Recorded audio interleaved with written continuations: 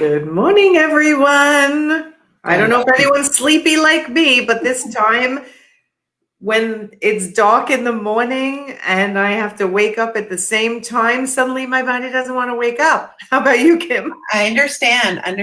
Yeah. And it's chilly here today. I think like 15 or 20. I know it's cold for October. And my husband, yeah. So then you want to just like snuggle in even more. Yeah, it was rough getting up this morning, but all right. Welcome everyone as you come on to Marketing Monday with my marketing strategist, Kim Vanderpool. So Kim, we are talking about two things today, right? Correct. Okay, let's start with the first one. Let's see if I can bring this agenda up on the board. Okay, social media engagement is down. And I'm so glad you mentioned that this morning because I was looking at my Pinterest, and even though Sally on my team has been super busy with client management because of the membership site, I don't think she's doing a lot different. So all of a sudden, even Instagram, Facebook, everything just seems down. What is going on? Well, there's two different things. We'll talk about Pinterest first, since that's what you mentioned. Pinterest, from what I've been seeing and reading in some of the Pinterest specialty groups, is that they are basically they're being, I don't know, we could say some naughty words right now and there. They are changing things up, and we're afraid that it might come back to bite them. So what they're wanting people to do is stay on the platform. Historically, Pinterest has always been a great search engine. You search something and it goes back to your website. So it's always been a great website driver, or if you're a product, you sold products and stuff, it was a great way to generate sales and people would go to your website. Now they are promoting something called like the Pinterest stories or videos, but there's no links to go back anywhere. And so everybody is noticing a huge drop in their reaches. Yeah. So that's right across the board. It's like there's talk about people like they're going to kind of wait out and see what happens the next couple months, but serious talk about not even wanting to use that platform like we used to use it. Wow. I mean, that's been the number one driver to my website, top 2 positions often, honestly. Right. And we went from, I think, 1.7 million views a month, which is a vanity metrics. I totally get that. And whether the people coming from Pinterest come to my website and are actually buyers and people who eventually hire me is questionable. We're trying to track that better. But we dropped to under 1 million views a month. Yeah. Like overnight, like that. Yeah. I had a client that we do just minimal posting for, and she said, what happened? And so then I started doing some research, and it was like everybody, it's hitting. And Instagram and Facebook too. I don't notice it as much there, but other people might be noticing. What's going on there? So that is a completely different issue. It is called living in the United States, and it's election season. Yeah. Okay. And so it's not, there's a lot of advertising going on, and it's not just the presidential election that's driving all the advertising. It's your local elections. It's your laws that we're, voting on this in next week. So a lot is election based. That's why our reach, because they're getting so much more money to show all the promoted, and that's all coming up, where us that are just posting, it's kind of dropping a little bit. However, and I am running an ad right now for the Designer for a Day contract templates and all the training videos that go along with it. And it is getting more expensive to get to whom I need to get to with that ad. And it is because of election season. So it ends up being pay to play. Whoever can pay the most gets the most people, right? However, the election is over next week. And so until Black Friday, Cyber Monday, till the holiday season start, you'll have a chance to rebound. And so those that are still consistent, those that are still showing up, it's a long game, and they will see the benefits of it. What I really want people is don't give up. So don't give up. Okay. Keep posting, keep doing what you're doing. If you're going to be doing paid advertising, as some clients that are doing like lead magnets to grow their email list, I've just paused everything for the next week or two, because really, why pay all that if we don't need to. It's different if you're launching a program or something, but Right. just watch, if you're doing paid ads, just kind of really watch it. If you are not doing paid ads, it's all organic, show up. Just keep doing it and challenge yourself to even show up maybe one more time this week.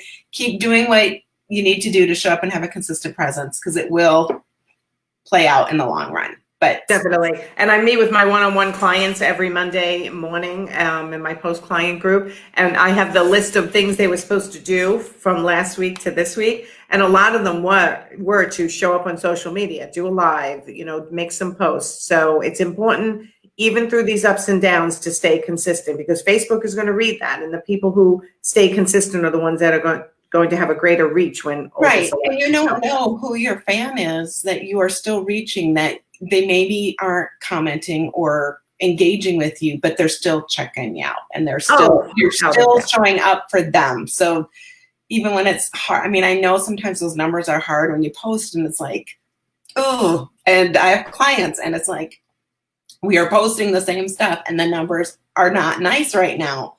But a lot has to do with the election and what's going on. Yes, and this is when you emotionally remove yourself from the numbers and just keep going. Don't live and die off of highs or lows of engagement. Just keep it going. Keep it going. Yep. Keep it going. And 2 weeks, 3 weeks, if your numbers are still low, then try changing things up, and we can have another Marketing Monday to talk about how we can do that. But I just want people to know, still show up. Numbers are down all over. You're not doing anything wrong. It's just what's going on right now. Great. Okay, so that's good. And then we have topic number 2. Let's see if I can bring that up. Okay, so Instagram bio is your online business card. So this was interesting. You tell the story, because I'm not even sure I understand what happened. Okay, so Nancy's web gal was trying to do something with her Instagram and linking it to the website. So she just Googled Nancy Ganzekaufer's Instagram, and Nancy's old Instagram account that she no longer uses showed up. Right. So that's, for everyone who's watching, that's Expressive Living. That was the name. Well, it's still the name of my company at the highest level. But Expressive Living Art Framing and Accessories was what I did for 17 years. I was an art consultant. And that Instagram still exists. I never shut it down. And apparently that's what Teresa came up with. Correct. And we couldn't figure out why the Instagram account that we're using now has a lot more followers. That should have theoretically showed up first. Well, what we discovered is that Teresa Googled Nancy space Ganzekaufer, and that is tied in to the Expressive Living account, where your new account is Nancy Ganzekaufer without any space. And so Google couldn't read it. And so that's why your new account, it hasn't showed up. So we will be going in and changing that today and saying business coach Nancy space Ganzekaufer. So then Google can have a chance to read that. So it's important for people. So the lesson here is Google yourself once in a while, right? And see different derivatives of your name with a space, your name without a space. Google yourself and see what's coming up. Right. So I'm known as Business Coach Nancy, but when we put in just Business Coach Nancy, does as much come up? I don't know if we never Googled. I hashtagged it today on our next thing that we're going to talk about to see which shows up most.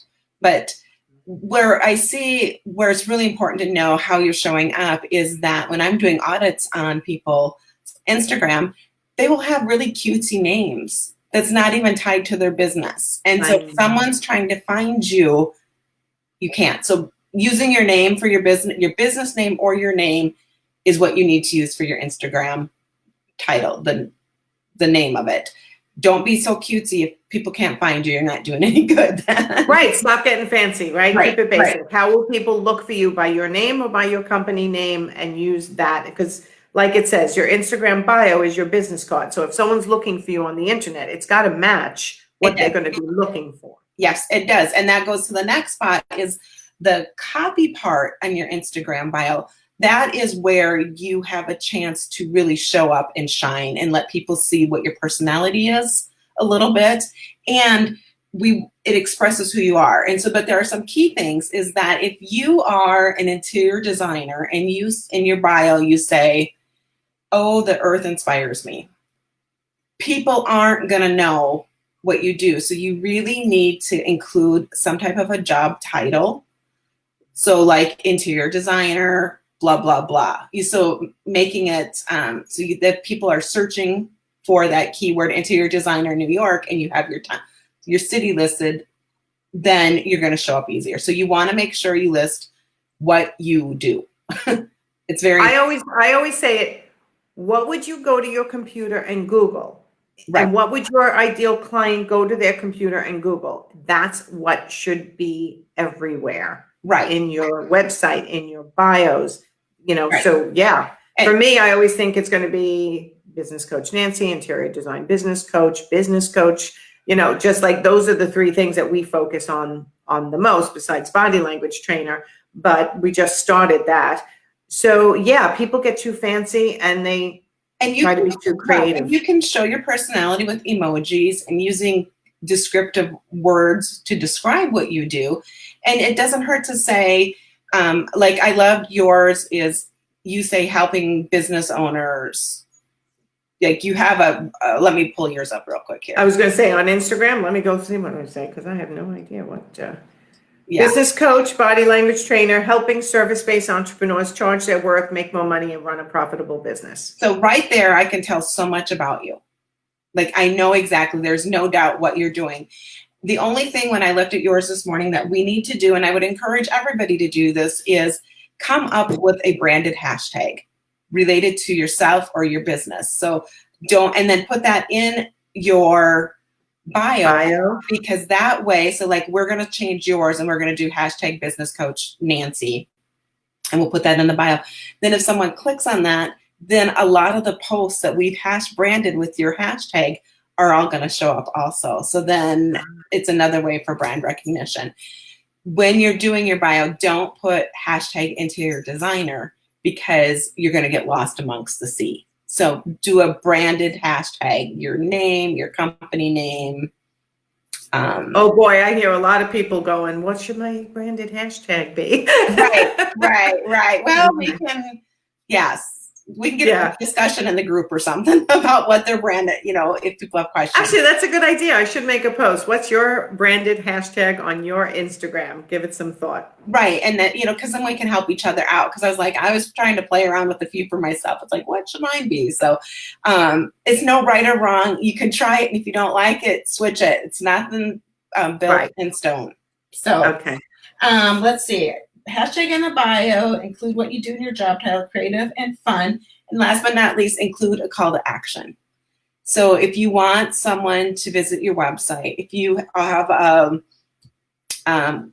if you use Linktree, visit here to see all my opportunities that I have for you, or sign up for my email or sign up for my workshop.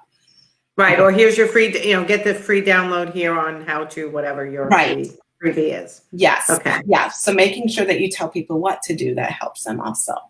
This is one thing that people get so nervous about. And I have to tell you, people need in marketing trainings, you need to tell people what to do next.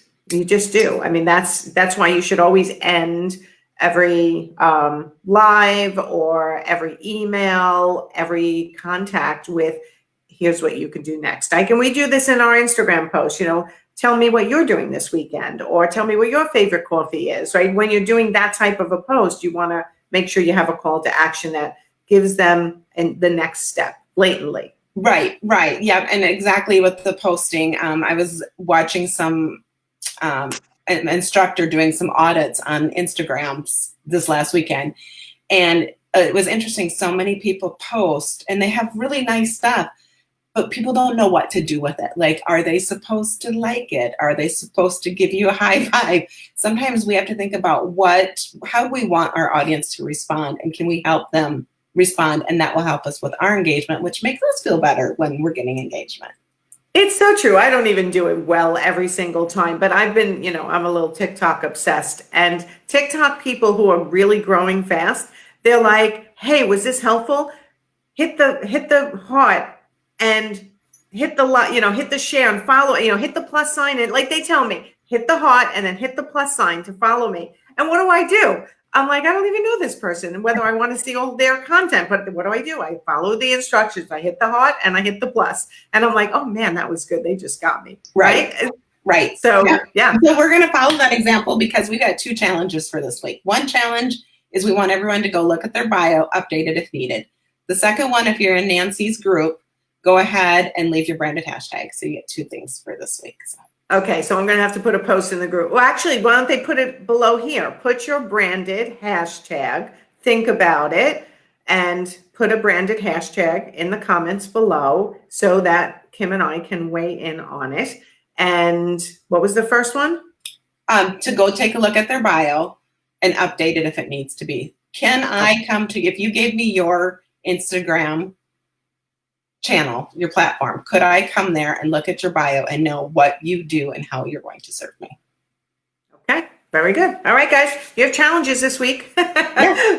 We have to start doing this every week, giving people a challenge. And of course, if you don't follow me on Instagram, Nancy Ganzekaufer, follow me. And Kim, what's yours?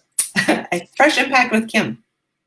Fresh Impact with Kim. So go follow both of us and we'll see you there. All right. Yeah. Thanks, Kim. Thank you. Hope you have a great week. All right. Have a great week, everyone. I will see you tomorrow for Money Talk Tuesday. All right. Bye, everyone.